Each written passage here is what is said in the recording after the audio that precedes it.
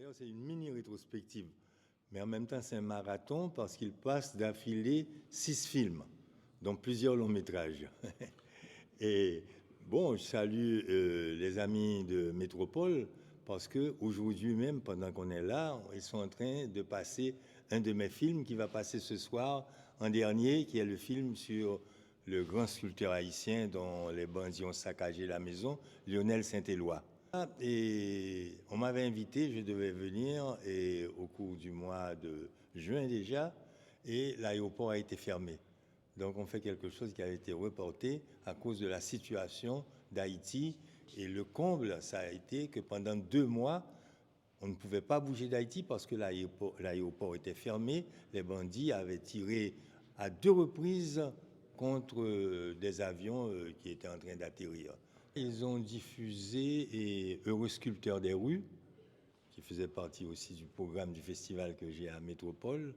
Ils ont diffusé un film inédit en Haïti qu'on n'a pas encore passé, Haïti-Chili, choc et rencontre. La réaction était très, très élogieuse, je dirais. Le film sur la mer. D'ailleurs, toi, tu as un cinéaste avec toi qui a inventé la photographie et la qualité des images. C'est pas peu dire.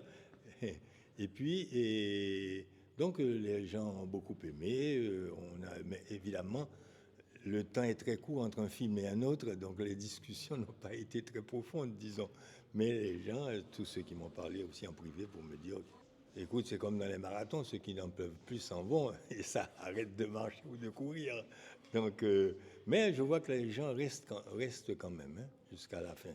Et puis, bon, je suis sûr que les gens ont beaucoup envie de parler de la situation actuelle d'Haïti.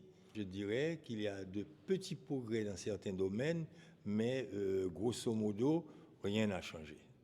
Ça veut dire, quelqu'un dit, même les mouches n'ont pas changé. C'est pour tout te dire. Donc, mais on n'en peut plus. C'est là qu'on a appris qu'il y avait eu un massacre à Pont-Sondé. On disait 70 personnes, maintenant on me dit 100. 100 personnes ont été assassinées de façon absolument gratuite dans un geste atroce de la part d'un gang qu'on a laissé évoluer.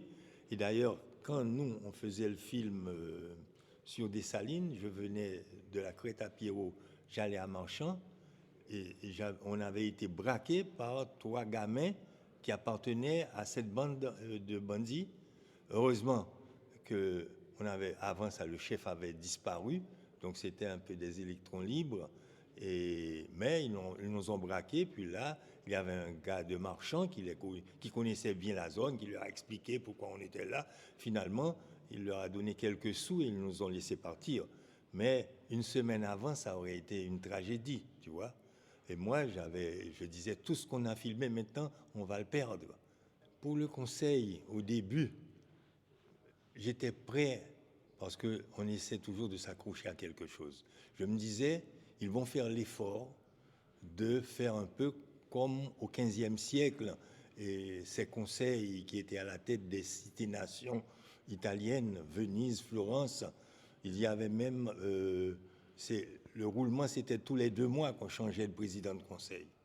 Mais c'était bien compté, mal calculé, comme on dit en Haïti. C'était sans compter sur ce que représentent nos hommes politiques. Donc immédiatement, d'abord, ils ont commencé à agir avec une lenteur effroyable. Et puis après, ils ont commencé dans des dissensions internes entre eux, ensuite des dissensions entre eux et le Premier ministre. Et maintenant, on découvre que 3 d'entre eux, dont l'un devait prendre la présidence après M. Edgar Leblanc, sont pas éclaboussés, mais accusés de faits de corruption extrêmement graves.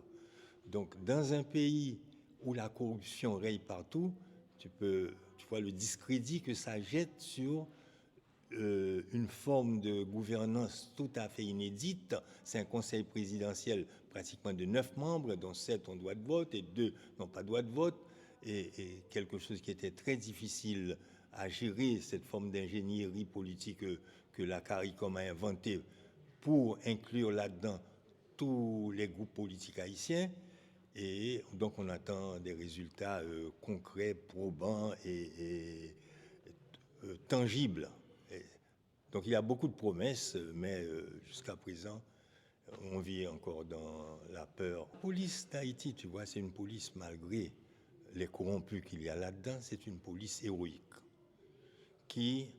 La quantité de policiers assassinés, je ne crois pas qu'il y ait un autre pays au monde où ça existe. Ils continuent à être dans la rue, mais c'est de façon désorganisée. Il faut un plan, et c'est ce qui manque. Il faut une prévision. Donc, les Kenyans sont arrivés. Il me semble que c'est au moment où ils sont arrivés qu'ils ont commencé à étudier le terrain. Mais aujourd'hui, on n'a pas besoin de ça, d'étudier, d'être sur le terrain pour l'étudier si on a d'autres représentants sur place. Et donc, moi, je ne comprends pas. D'ailleurs, il y a une humoriste haïtienne qui s'appelle Gaëlle Bien-Aimé, qui a fait, ça circule sur les réseaux sociaux, une blague.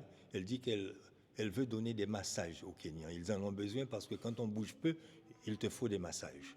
On les voit très peu, Moi, je circule et je ne les ai pas encore vus. Des fois, ils accompagnent les policiers sur le terrain. Mais je vois que dans les réseaux sociaux, les Haïtiens disent que c'est les Haïtiens qui agissent, eux, ils observent. Donc, au contraire, ils ont besoin de protection, etc. Mais je peux te dire qu'il suffit d'écouter M. Guterres, le secrétaire général des Nations Unies. Lui, il te dit exactement ce qui se passe. On trouve des dizaines de milliards de dollars pour l'Ukraine, ou bien chaque bombe coûte $1 million qu'on jette sur Gaza, et en Haïti n'arrive pas à réunir 650 millions de dollars pour que les Kenyans qui réclament leur salaire viennent. Il y a eu 3600 morts en Haïti du début de l'année à aujourd'hui. Et ne parlons pas, ils parlent de 350 000 déplacés. 350 000 déplacés dans un pays comme Haïti, tu vois. Tous les axes routiers sont encore occupés par les gangs, ça augmente. Maintenant ils attaquent les navires, les bateaux qui s'approchent des côtes d'Haïti. Donc c'est une situation, je crois qu'on est encore mal barré. Que les produits qui viennent du sud d'Haïti ne peuvent pas arriver à Port-au-Prince. Il y a beaucoup de vivres, de produits alimentaires qui provenaient des agriculteurs du sud d'Haïti, de la Grande-Anse, qui ne peuvent pas arriver. Ceux qui venaient du nord, également de l'Artibonite, ne peuvent pas arriver à Port-au-Prince. Toujours à cause des gangs. À cause des gangs, donc ils pourrissent, alors qu'à Port-au-Prince, les prix flambent. Tu vois, c'est un peu ça la situation. Justifié ou pas, je ne sais pas. Je pense que dans certains cas, c'est certainement justifié. Dans d'autres, moins. Mais de toute manière, ça n'a pas eu d'effet puisque sur la justice haïtienne qui n'a pas réagi. La justice haïtienne devait s'emparer de ces cas et s'en occuper personnellement. Tu sais, quand il y a une clameur publique, de fait, la justice s'empare de cette question-là pour avoir le cœur net et savoir si c'est vrai ou faux. Ça n'a pas été fait en Haïti parce que dans l'effondrement de l'État, il y a eu évidemment l'effondrement total de la justice haïtienne. Donc, quel effet ça aura? Est-ce que ceux qui ont été indexés et qui, évidemment, étaient des gens qui aspiraient à retourner au pouvoir ou à prendre le pouvoir, est-ce qu'ils ne vont pas se présenter quand même comme candidats? Ils te diront, si Trump est candidat aux États-Unis avec tous les chefs d'accusation qu'il a contre lui, pourquoi pas nous? D'autant plus que ce n'est pas la justice haïtienne qui les a incriminés ou bien accusés. Donc la situation est très compliquée et les gens restent toujours... Tu sais, ce qui fait un pays, c'est la confiance. En Haïti, c'est ça qu'il faut reconstruire. C'est la confiance dans l'État, la confiance entre soi et dans les décideurs politiques, et ça n'existe pas. Chaque fois que l'occasion se présente pour créer cette confiance, comme depuis que Ariel Henry est parti et qu'on a créé ce Conseil d'État et ce nouveau Premier ministre, au lieu d'assister à la reconstruction de cette confiance nécessaire, on assiste à ça s'émiette, ça s'effrite tous les jours. J'ai toujours dit qu'Haïti était traversé par deux folies. La folie destructrice des prédateurs avides d'argent et de pouvoir et la folie créatrice des artistes. Mais aujourd'hui, même les artistes, comme tu viens de le voir, comme je viens de le raconter après mon film sur les sculpteurs des rues, ne peuvent pas travailler. Le sculpteur extraordinaire Frémont, qui travaille la pierre, ne peut plus aller chercher ses pierres à la rivière Grise. Il ne trouve plus de clients pour acheter ses œuvres, ses sculptures. Les autres, par exemple, Jean-Baptiste, il a un atelier sur le bord de la route, mais il y travaillait. L'atelier a été envahi par les marchands ambulants. Donc les gens, c'est le pays de la débrouillardise, donc les gens essaient de survivre, mais là, on dit qu'il y a la moitié de la population en condition d'insécurité alimentaire. Ça veut dire que les gens mangent une fois par jour et les mendiants augmentent. Et maintenant, c'était la rentrée des classes. Les pères de famille, les mères de famille n'arrivent pas à envoyer leurs enfants à l'école parce qu'ils n'ont pas de quoi acheter les uniformes. D'ailleurs, 90% des écoles haïtiennes sont des écoles privées. Donc tu t'imagines. Et maintenant, tu as le grand problème des réfugiés dans les écoles. Où est-ce qu'on va les placer? Parce que le dernier film qu'on verra ce soir, c'est sur Lionel Saint-Éloi. Donc en Haïti, si tu voles un bien public, le budget, ce qui est prévu dans le budget de l'État, si tu l'empoches au lieu de l'utiliser pour les fins prévues, on va considérer c'est l'argent de l'État, on va voler. C'est l'argent de l'État. Si tu voles un privé, tu voles un poulet, tu voles un pot de fleurs dans la cour de quelqu'un, on te lynche.